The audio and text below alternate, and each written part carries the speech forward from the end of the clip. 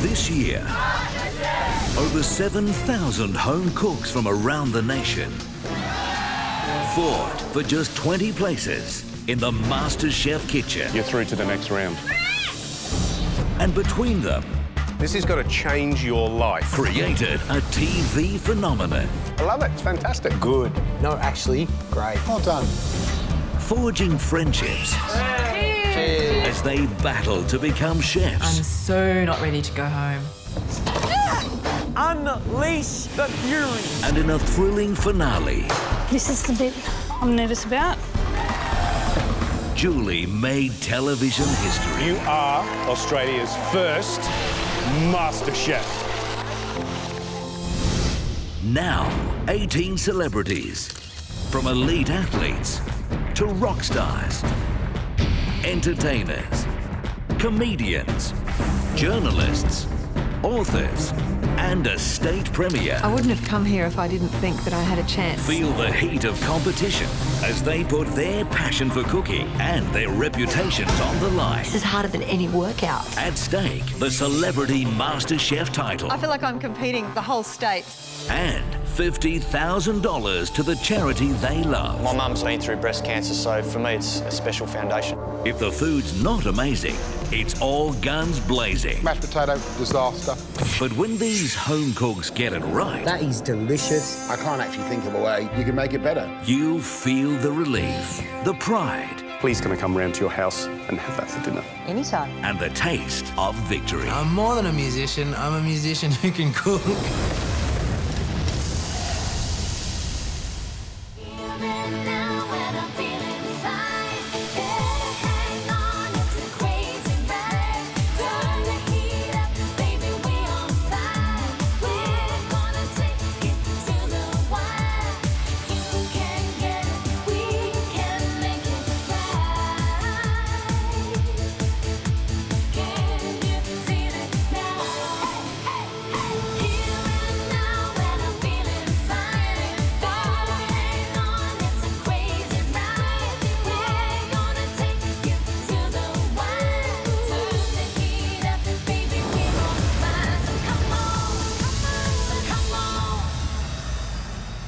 Tonight, Kirk Pengilly, I'm really starting to have doubts that I'm going to make it in time. newsreader Indira Naidu, It looks like you need Matt. I do. You need Matt? Yep, I need Matt. and Josh Thomas. How do I fix that? How do I fix that? Only one can win.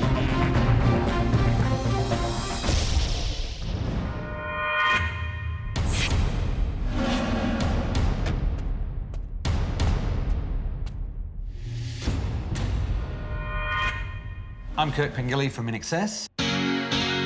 I'm a rock star. In the late 80s, early 90s, we were the biggest band in the world. When I'm on the road, it's really hard for me to cook, so I go to a lot of restaurants. The one thing I love doing when I come home is to cook. My cooking style's a little mongrel. Not really any particular style, but always it's got a bit of an Asian kind of feel about it, you know, that spice kind of thing. Kirk Pengilly, welcome to the MasterChef kitchen. Thank you. You've rock and rolled your way around the world and you're standing here. How does it feel to be here? It's nerve-wracking. How can it be nerve-wracking? A bit out of my comfort zone. I'm used to working with, a team of people, a band. So, here I'm all on my own. Kirk, you must have some stories from being on tour. Tell us part of your food journey. I did a Chinese cooking course when I was about 17 or 18. Many, many years ago when the band first started, we moved to Perth for about a year, and Michael Hutchins, our singer, he and I shared my panel van across Australia, across the Nullarbor, and when we left from Adelaide, I chopped up a bunch of vegetables and put them in Tupperware containers and whatever, and cooked up a big stir-fry on an open fire in the middle of the Nullarbor. And what did it taste like? It was good, yeah, it was interesting. So, Kirk, let's see who you're cooking against today. I'm Josh Thomas. I'm a stand-up comedian and a Gen Y host on Talking About Your Generation. Say what to Gen Y's Josh Thomas? I love eating! My style of cooking is I just get in the kitchen and then fiddle about and then hope something happens. Why do I love cooking? Because it's fun and you get to just create something out of nothing and then you get to eat it. It's the best hobby you can have. Better than cross-stitch. I'm super excited to get into the big warehouse kitchen you have. Mostly, I just want to see Matt Preston eat live. You all right? Look at the body language. Look, he's got his arms crossed. What's going on? All this week, I've just been like, oh, what if they ask me to do a souffle? I don't know how to do a souffle. Why am I learning how to do a souffle? That's all I think at night. I haven't slept all night last night. I'm super scared. Like, sometimes I put on dinner parties, and that's like a terrifying day where I'm like, oh no, what if I burn the lamb? And then my friends, because it's nothing worse than being at a dinner party when everyone's having to eat food that's crap. This is like that, but in front of 2 million people, George. It's terrifying. Josh, if you think you're nervous now, yes. wait till you see who's going to come through the door next. Oh gosh. I'm Indira Naidu. I'm a journalist, a television presenter, and I write a food blog called Saucy Onion. And I think you'd be pretty hard-pressed to find a more obsessive foodie than me. Look, I'm a pretty good cook. My background is South African, Indian, Australian. My earliest memory is probably the smell of my mum's cooking in the kitchen, just smelling those beautiful aromas, the cardamom, the cinnamon, the turmeric, the chilli, the spices. I don't think I have a memory that doesn't have food, really. Indira Naidu, journalist. Welcome to the MasterChef kitchen. It's an absolute pleasure to be here. I'm really, really excited. Now, you've cooked for some pretty impressive people in your time. Who's been must be the pinnacle? Probably the one that springs to mind is I had to cook a home-cooked meal for the East Timorese president, José Ramos Horta. He was visiting after a meeting with the UN, and he rang up and he said, look, I need to meet you and update you on the political crisis. And I thought, OK, that in itself is pretty exciting. And he said, look, I've been living out of hotels for the last couple of months. I would die for a home-cooked meal. I was so nervous cooking for a president, but yeah, it wasn't too bad. What sort of food are we expecting to see from you here? I'm very passionate about the Italian love of food, the way they love sharing food, so and hopefully that comes through in my food. Kirk, Josh, Indira. Now let's think about what you're competing for here. You're competing for this prestigious title of Australia's first celebrity MasterChef. I'd love to win. It'd be a great honour to be, you know, the first celebrity MasterChef. One of you will go through to the semi-finals. To decide who that is, you'll cook off against each other in 2 rounds. The first round, you'll present to us your signature dish. The dish that tells us who you are in the kitchen and how you love to nurture and feed people at the table. I'm very confident my dish will win. I think that it's got all the elements that they're looking for. Round 2 is the pressure test. In that pressure test, all 3 of you cook exactly the same dish. Win the signature dish challenge today, and you'll get a serious advantage. That advantage is to pick the dish that all 3 of you will cook. We're looking forward to some great cooking. The famous MasterChef pantry has every ingredient you could ever hope for. We want to see what you can do, your best. Our standards will not drop 1 iota. If it's rubbish, you're going home. If it's great, well done. Celebrity cooks. You'll have 90 minutes to prepare your signature dish for us. Use that time wisely. We wish you the best of luck, and your time starts now.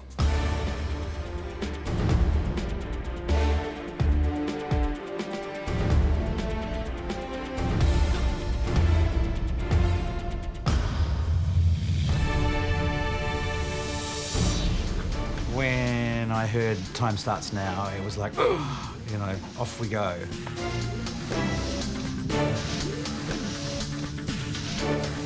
My brain went a bit fuzzy for a minute there, and I really had to sort of kind of focus in and work out my sequence of events of what I needed to put on first. Kirk! It's the food police. Here we are. You knew we were coming. Yeah, it was inevitable. So tell us the dish you're cooking. I am doing a blackened tuna sitting on top of the wasabi lime celeriac mash.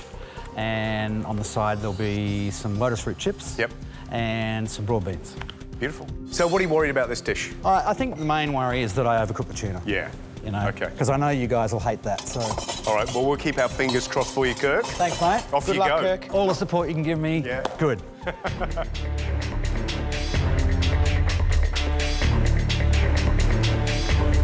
Indira, it's all happening here. What are you cooking? I'm doing Italian meatballs with a tomato sauce, polenta batons and a pesto oil. What worries you about this dish? I'm really worried about the polenta because you've both gone on about how you hate stodgy polenta. So I want to make sure that it's nice and smooth and, you know, creamy on the palate. Instead of lumpy and hard. Which is the way it's looking at the moment. It doesn't, no, it's not. I don't know what you're panicking about. It looks fine to me. Okay. And you know what? What? You think it's done? I reckon it tastes great. Josh, tell me what the dishes are that you're cooking. I'm making a lamb tagine, right, which is like a spicy, fruity curry. Yep. And I'm making a saffron crema catalana, yep, which is orange, cinnamon, and saffron creme brulee would probably be the best way to describe it. What's all this mess? It's ingredients to cook with. Right, OK. They were all going on about my messy station. Are any of the ingredients going in the food, or are they just going to remain on the bench? They're going to remain on the bench for a while. I'm always very messy. I know it's not a good thing, but it's the dishes that we're after, you know? You have 1 hour to go. I must admit, it smells good in here. I can smell celeriac, I can smell saffron and custard, and I can smell Parmesan cheese and polenta. Smells beautiful. You might have cooked this 1,000 times, but today is the day when it counts. I've got my tagine in the pressure cooker, which is hopefully cooking under pressure. And now I've got to start working on my custard. And I whisk the cream into the eggs, so you whisk a little bit in to start so it doesn't curdle, and then you whisk it all in and put it back on the heat for about 15 minutes. I'm preparing my meatball mix. My secret ingredient is ricotta cheese, which makes it light and fluffy. This is the bit I like, just getting my hands into it. It's like making mud cakes. You've got 45 minutes to go. It seems like a long time, but you know the clock is ticking. So potatoes are in the oven, and I start peeling the lotus root. It's an interesting vegetable because it's kind of hollow all through it, and it's the base of a lotus flower. I throw it into a bag with some corn flour and some salt, shake it all up so that it gets coated in the corn flour, and fry it in the pan.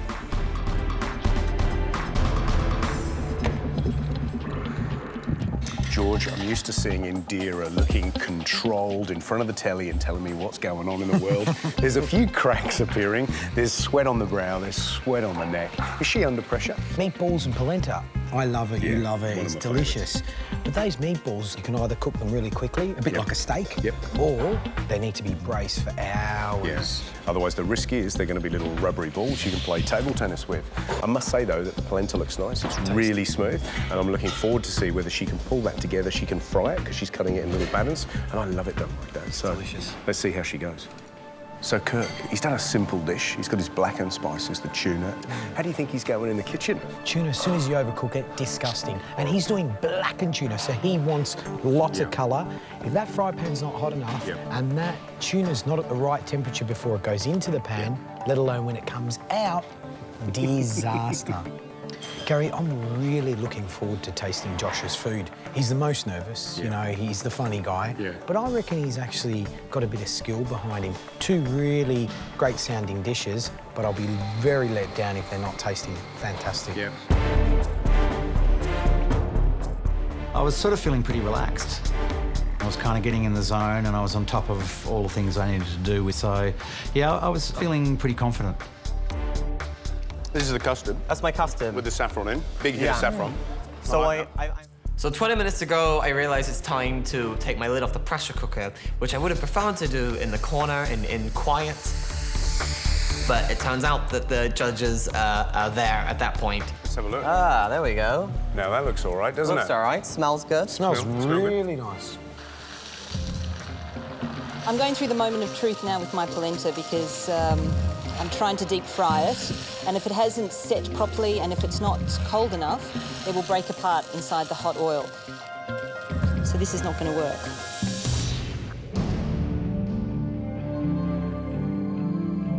The the outside of the polenta crisps sticking to the spoon, and I'm realising this is going nowhere really fast. What's happened? I've tried to deep fry my polenta. Yeah. And it's not working? Well, I don't have the right utensil. What utensil do you need? I usually normally use one of those deep fry things. Okay. So I put it on this and put it in there, but that sort of stuck. You know what? I would maybe try shallow frying them. Shallow it? Yeah. Okay. It just gives you a bit more control. You need to get some control into it. Yep. You have 15 minutes to go, and this, if things aren't going quite right, is where the real cooks shine. Win this challenge and it will give you an advantage going into round 2.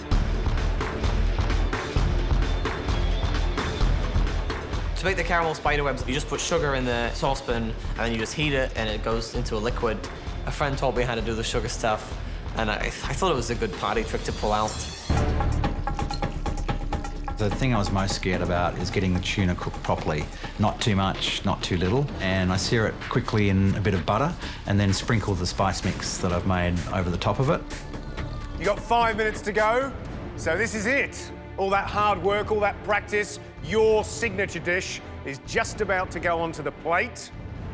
Make sure your timing's right. Give us some beautiful food. I'm getting hungry. We're very excited, guys, to taste your food. Taste check, and bring it home. I got my creme de catalana out of the fridge. Realised it was a bit runny, and I put my caramel on top, and then started plating up my curry. In this last 5 minutes, I've got to basically blacken the tuna, and we'll see what happens here. See, that's not really hot enough. That's just not hot enough. It's 2 minutes to go and I'm plating up and I feel quite comfortable and I step back from my workbench and I realise that Kirk is having some trouble with his dish. And he does seem very panicked and he's hopping from side to side. You all right? Yes and no. What's the no? The no is that this didn't really get hot enough. Yeah. Hopefully it's kind of doing its business underneath. Yeah. But what I don't want it to be is too rare. Yeah. You know what? It's going to draw through. It's really thin. You've got just on a minute. It's not far. Yeah. You know what I would do? Is get everything else on the plate. Come on, guys, you got 60 seconds to go.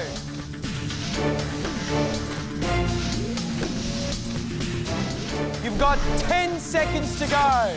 I'm still panicking because it's still a bit raw on the outside. 8.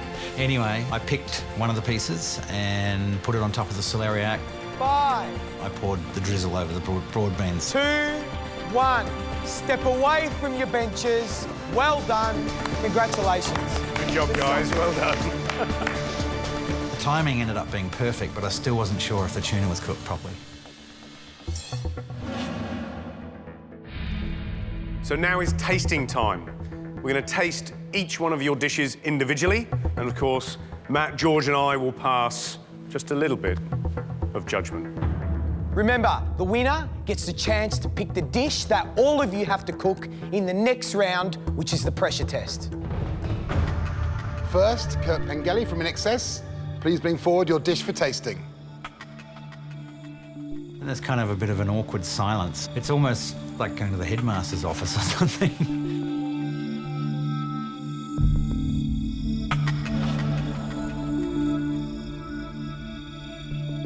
My main concern through, the whole hour and a half is that I was going to overcook it. Yeah. And when it came to the crunch, I was actually worried that I'd undercooked it. Undercooking it. Should we have a look at the tuna first?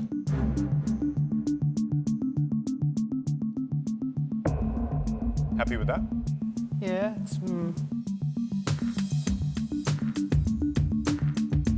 I think the tuna's cooked perfectly. It's really, really nice. It's pink in the centre. It's not rare, it's not wobbly. It's drawn through nicely, and that keeps it nice and moist. So there's a nice meatiness about it, which is great. Black and spice has got a kick to it. The lotus root chips, I love those. Give me a big pile of those in a basket and a beer. I'm a happy man. They're fantastic.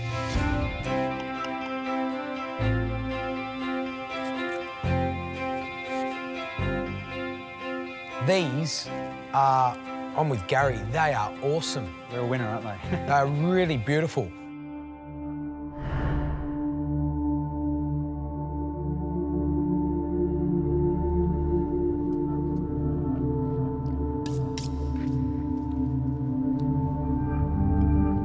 I think the issue with the dish is it's a bit clumsy.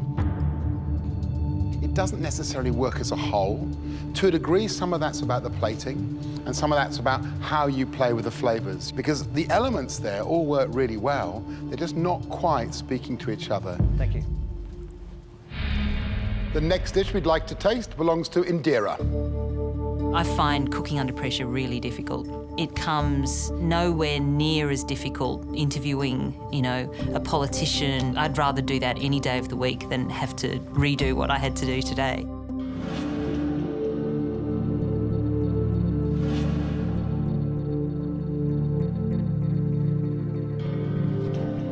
Wow, there's so much flavour in there. You've packed a lot of flavour in there. I like the ricotta thing. I might use that. You don't mind? Yeah, go for it.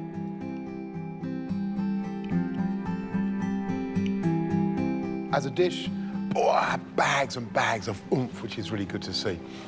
The meatballs are a little bit spongy, but in terms of the flavours, first rate. Well done, Indira. Okay, thank you very much. The last dish we'd like to try is Josh's. Imagine if I dropped it, huh? I just thought, please compliment me, please. I mean, the last thing you need in life is honest feedback. That's the problem with this situation, right? Is they have to give you honest feedback. Otherwise, it'd be a boring show.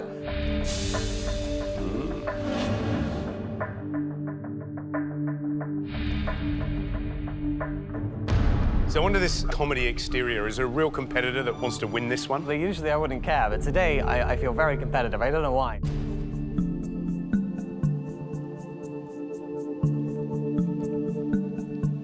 It's cooked well. It's a nice braise. It's got some sweetness about it, which I presume comes from the dates. I like the flavours. I like it a lot.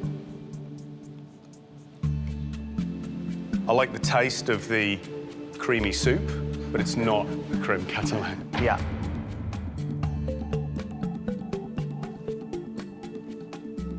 That's not a bad job, man. That braise is quite tasty.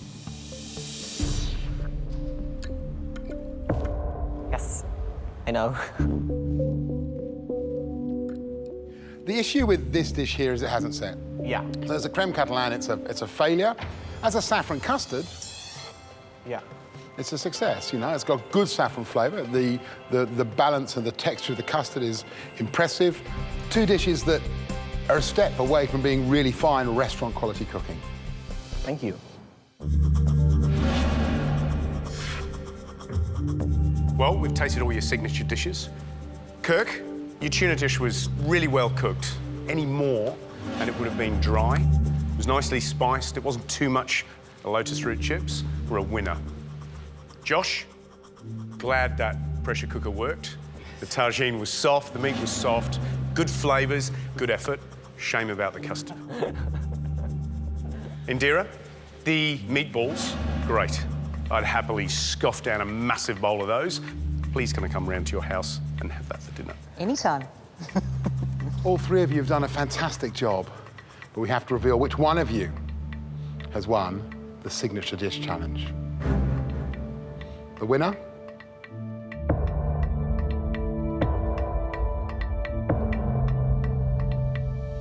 Kirk. No way. Good job, Kirk. Well done, well done. That's fantastic. Unbelievable. They announced the winner of the challenge, and it was me, which I was just blown away. I really just didn't think that's where it was going to go. Kirk, what we love to see in the MasterChef kitchen is a combination of things. Great technique, good execution, smart ideas, people working cleanly. You managed to do all of that. So well done, Kirk. Thank you. You will win the advantage of choosing which of two dishes all three of you have to cook in the pressure test. This is a huge advantage. Use it wisely, play to your strengths, and maybe play to the weakness of the others. Yeah, I'm really happy about my advantage. It's kind of inspired me to want to win this whole heat and go through to the semi-finals. So I'm feeling a bit more confident. Now, this is how the pressure test works. You all are cooking the same dish. You get the recipe and you get the same time frame in which to cook that dish. We will then taste and decide who has cooked the best dish today. If you win the pressure test, you go through to the semi-finals. So it's only fitting to give you a dish to cook in this pressure test of a certain level of complexity. To deliver that dish, I'd like to welcome to the MasterChef kitchen a man famous for his restaurant in Sydney, Aria, Mr. Matt Moran.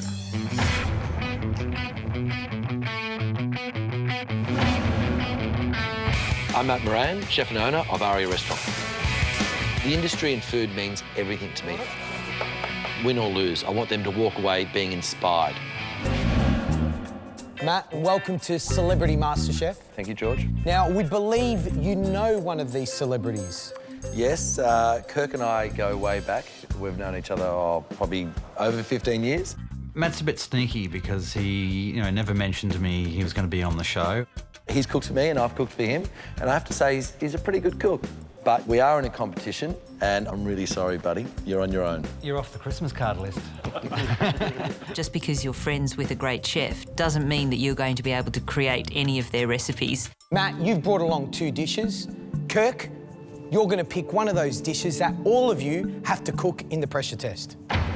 Matt, tell us what the first dish is. Guys, the first dish is a vanilla and fig Bombe Alaska.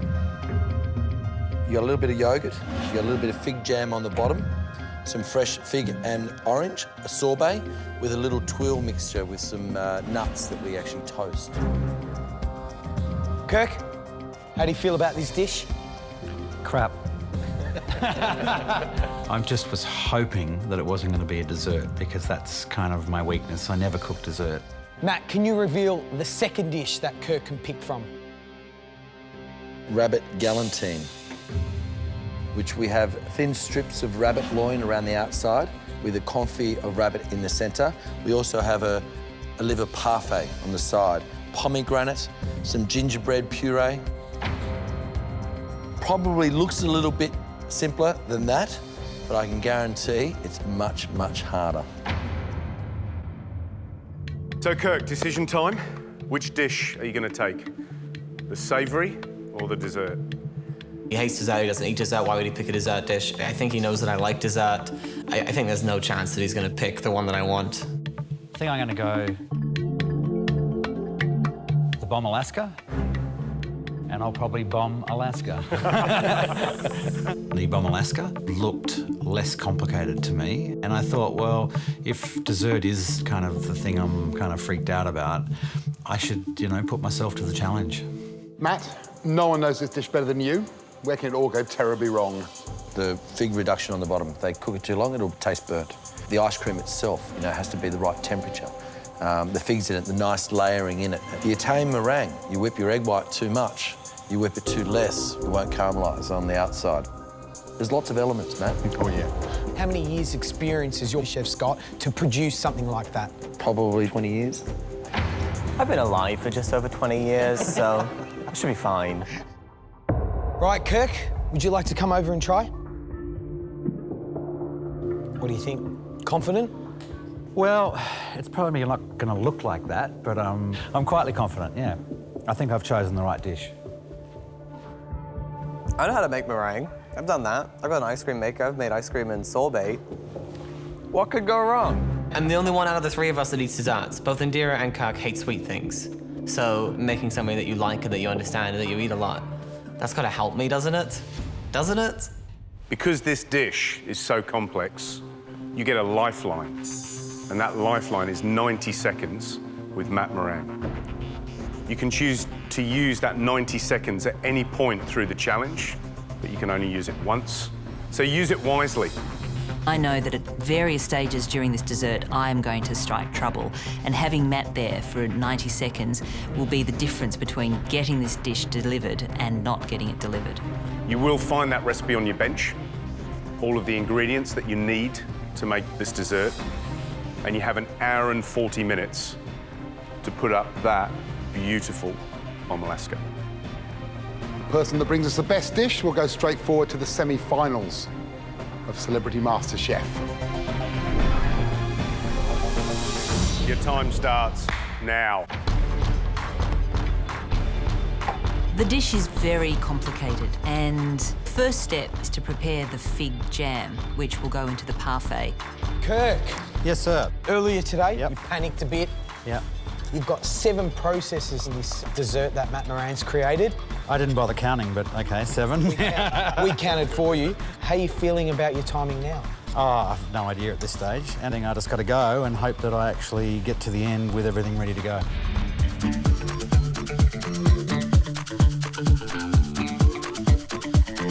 Indira, Hi, boys. what's the biggest concern out of all this? For me, it's following a recipe because I tend to not be hugely into accuracy, even though I am in my news. But when it comes to measuring, yes. But when it comes to measuring, I sort of go, oh, look, that's okay. So I've got to use my scales, make sure I really judge everything accurately because I know that's going to be wholly important. Okay. I've not had much parfait in my life, but I know that it is a little bit lighter than ice cream. It's always served like in a shape for some reason. I don't know why that is. Maybe it doesn't scoop very well. Josh? Yes, hello, how's it going? I'm great. What's going on? At the moment, I'm just trying to figure out this. It says thick and pale. Yeah, but just be careful because what'll happen here, see, is because it's really hot on the outside, it'll scramble if you're not careful. You might just want to give that a quick mix, just to knock a little bit of heat out. Whoopee. Yeah. Guys, you've got an hour and 20 minutes to go to produce the bomb of a Bombe Alaska. And don't forget, you've got that 90-second lifeline that you can use at any time. You just have to summon Matt Moran, and he will be there. As soon as I get my ice cream on, I've got to get my sorbet on, and that's really simple. You put orange and gelatin and sugar in a pot, and then you cool it down and put it in an ice cream maker. Yeah. Josh is steaming ahead here, I think. You know, he's got his jam in the blast chiller, he's got his sorbet in the blast chiller, he's got his ice cream in. Yeah. He's now onto his tweel mix. He's doing pretty damn good, isn't he? He's on it. Should we penalise him half an hour, just for being young? Yeah, and for being funny, yeah? Yeah. Gen Y, you know, that's it. How do you think Indira's going? Well, she's very organised. She's got the fig jam done. She's got ice cream and sorbet both in the churner. In the chillers, yeah. And she's just measuring out the tweel mix now by the look of it. Yeah. It's Kirk I'm a little bit nervous about at the moment.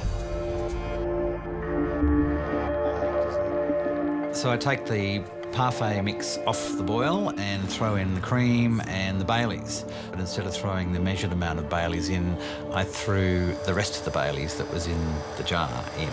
So I don't even know how much Baileys went into it. What am I doing? Then it gets worse. I have never used an ice cream maker, and so that's the next stage. And of course, I put one of the pieces in upside down and couldn't get the lid on. I'm just thinking I'm way in over my head. That doesn't look so good. So I figure I've got to call Matt and I've got to use my lifeline. Matt! Buddy, what have you done? What have you done? Everything wrong. No, you haven't. What have you I done? don't know when this is ready, but I've already put the fig in. So now you're going to have fig ice cream? Yeah. That's all right, instead nice. of vanilla. Yeah. Vanilla and fig. What I'm worried about is that the fig in it, with all that sugar, might be a little bit too sweet, and it may not set, so you've got to give that a really good blast chill. It's going to be a boom. Hey, don't let it go to pieces, please. You have 45 minutes to go now. It isn't very long, to be honest, and I'm starting to panic a wee bit because I'm not sure you're going to get this dessert up on in time. Indira, it looks like you need Matt. I do. You need Matt? Yep, I need Indira Matt. needs Matt. It's now more than half an hour and I'm still waiting for the parfait to thicken properly in the ice cream machine. Indira, Matt, I've thickened my ice cream and then I put in my fig puree. Is that a good enough consistency to put into my moulds? It still looks a bit runny to me. It does look a little bit runny. I think you're going to have to get them churned, so try and scrape off the sides of it as thick as you possibly can. Get them in there and make sure they're down so they don't leak. Yep. And that's pushed right down and get them straight in the freezer. Okay. And what else? I know, that was the only question I had. I know I've wasted my time with you, haven't I? I know. Look, remember, the presentation is the key thing, yeah? Okay, thanks, Good luck. Matt.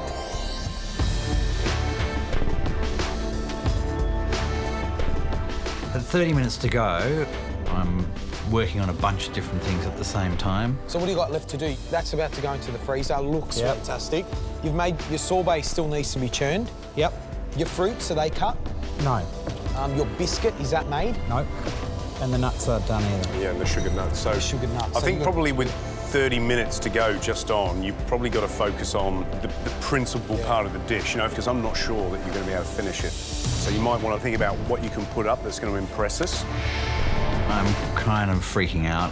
I'm way behind the other guys, and I'm really starting to have doubts that I'm going to make it in time.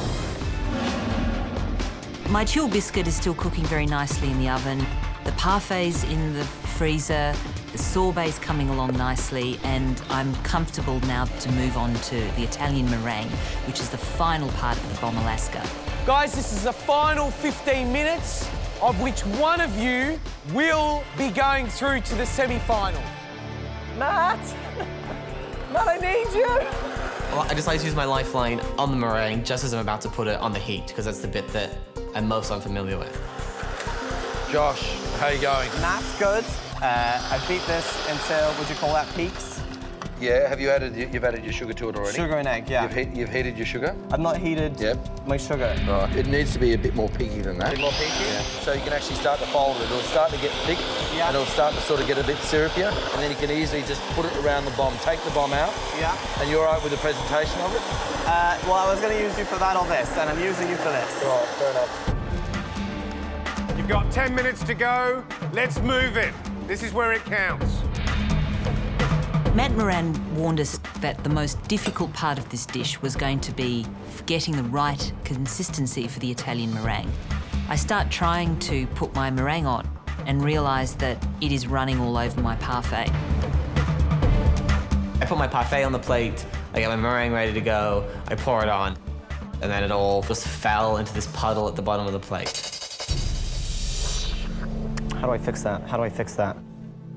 So, in an act of incredible desperation, I pick my parfait up and put it in the meringue and roll it around. I put it back on the plate, it all fell off.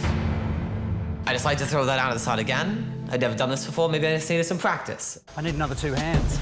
Probably left making the meringue a little late, but I'm just waiting for it to get its peaks, but it's getting thick, it's getting there. Guys, you got 5 minutes to go. This is crucial time. This is when you're plating your dish up. Remember, we eat with our eyes. Make it beautiful, come on. I get the parfait out, put it on the plate, and I start spreading some of the meringue on it, and it's just collapsing and melting. This is ridiculous. It's just not going to happen. So I throw it away. At this stage, the only element that I can't get right is my meringue around my parfait. And Gary tells us that we won't finish every element of this dish. So we have to decide which parts of that dish we will finish. I think, fine, I'll just put a tiny bit of meringue on top as like a tribute, as like a tip of my hat to what it's supposed to be, and plate up everything else. My heart's really pounding, I'm panicking, and I figure I can't give up. I've just got to go and get another one out of the freezer and have another go at it. You have 60 seconds to go, so I hope it's on the plate. Come on, guys, you got to serve up the best thing possible. Put it on the plate, make it look great, and we're going to love it. Stay up, stay up.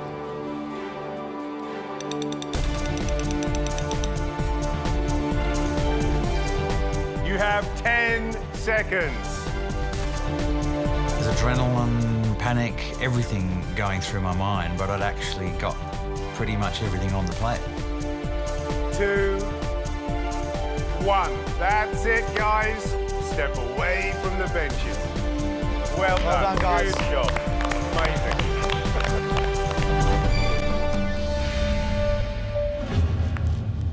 I was first up to take my dish up to the judges, and I can tell you there is no lonelier walk than that walk. So, Indira, how did you go? I really enjoyed myself. I enjoyed all the elements, putting them together, particularly because a lot of those things I'd never attempted before. Shall we taste? Yeah, let's do it. That looks nice, doesn't it?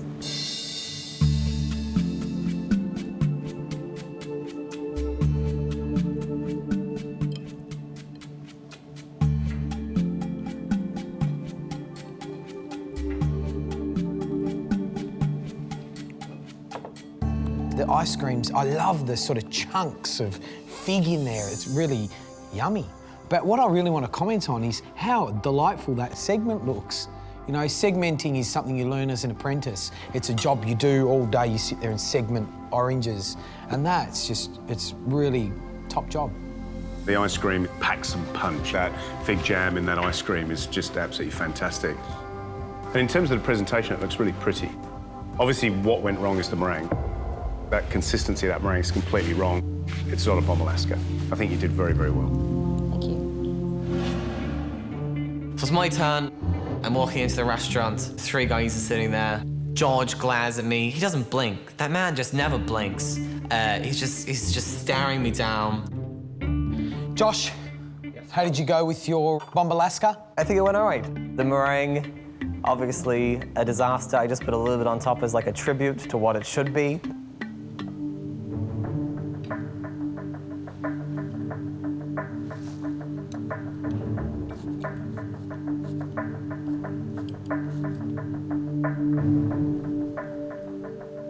Josh, what impressed me most is your knowledge in the kitchen. I think you're very switched on, you know what's going on.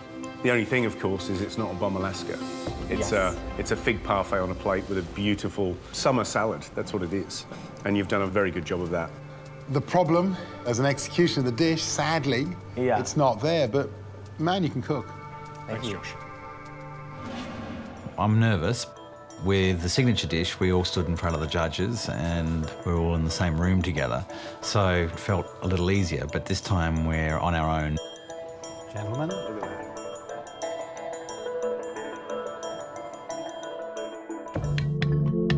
So, Kirk, how do you think you went? For someone who's never made dessert really ever, I'm kind of somewhat proud of what I've created there.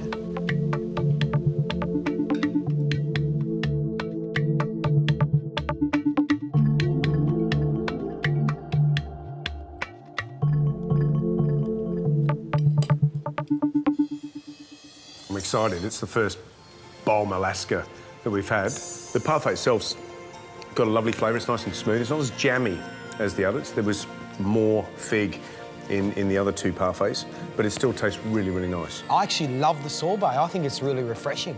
It's not as sweet as the others, so that was really a highlight for me. Your artistic licence with the bickies underneath, they're not really refined for me. They're not bad, but wow, that sorbet is a winner for me. I love it. I really love it. Thanks, guys. Thanks, Kirk.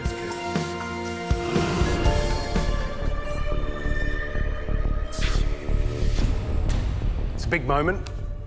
You look a little nervous, actually, which surprises me still. We've tasted your dishes. One of you will go straight through to the semi-final, and the other 2, unfortunately, will be going home.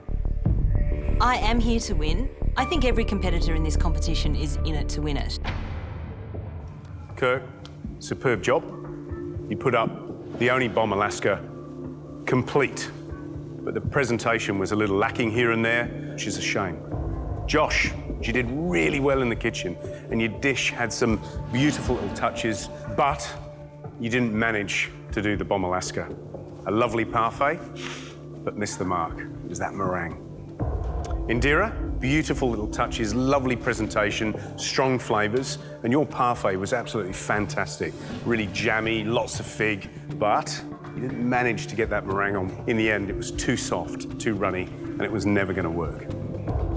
A great performance by all 3 of you, but there's obviously only 1 berth available in the semi-final. It's a tough decision we have to make.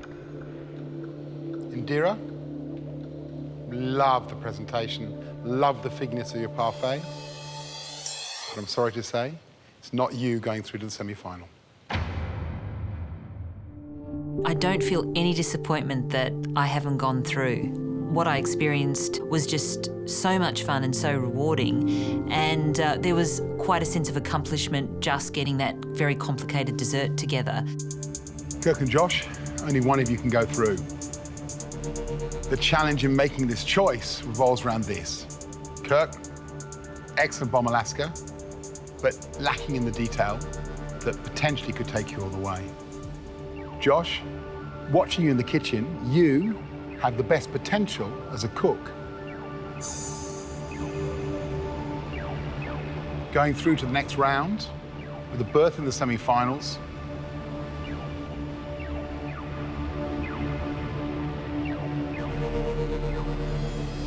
Is Kirk.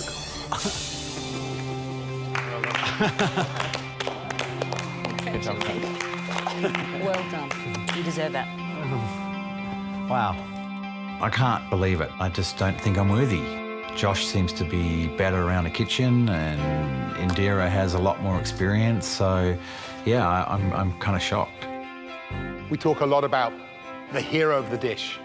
The reason why you order the Bombe Alaska is for the Bombe Alaska, and because you executed that so well and you only won to pull it off, you came through. Josh, Indira, it's time for you to leave the MasterChef kitchen.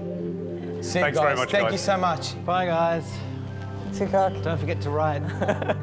I was disappointed, which really annoyed me, because 20 minutes before that, I was like, whatever, I had a nice day cooking, it's been fun, I've learned some things. And then they said nice things, and now I got my hopes up.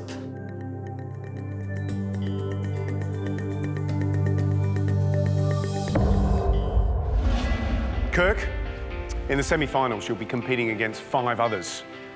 So the competition's going to be tough, tougher than it was today. Yep. We wish you luck, we're looking forward to it, and we hope you do well. Thanks, guys. I'll try and make you proud and me proud. It's a great feeling to have won, but it means I'm going through to the semi-finals, which means I'm scared again. I'm not sure yet if I can take out the title of Celebrity MasterChef, but I'd be really happy if I did. This season on Celebrity MasterChef Australia. Chop, chop! If this was my kitchen, I'd be kicking your butts. I love it. Next time. Show us what you're made of. High fives Kathleen de Leon Jones, author and journalist Peter Fitzsimons, and losers Michelle Bridges. Give me a push-up any day of the week. Head to head in the ultimate pressure test. The most difficult dish ever to be put into this MasterChef kitchen. Only one will sizzle into the semi-finals. It comes down to the dish that you cooked today